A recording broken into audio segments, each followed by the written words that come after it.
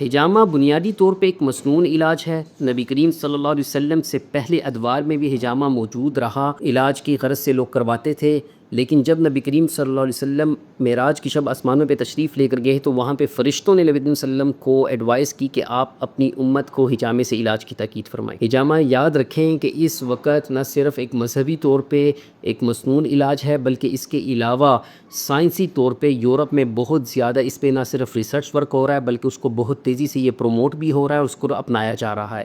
بہت سارے ایسی تکالیف جس میں ارک النساء،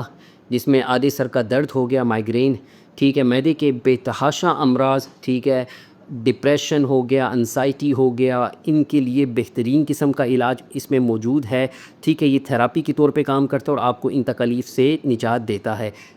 یہ بات بھی یاد رکھیں کہ روحانی طور پہ نبی کریم صلی اللہ علیہ وسلم پہ جب جادو ہوا تھا، نبی کریم صلی اللہ علیہ وسلم نے خود بھی ہجامہ لگوایا تھا، تو اس لیے یہ جادو کا توڑ بھی ہے۔ تو اگر آپ یا آپ کے عزیز و اقارب کسی قسم کے روحانی، نفسیاتی، جسمانی عوارض میں مبتلا ہیں تو ہجامہ ضرور کروائیں۔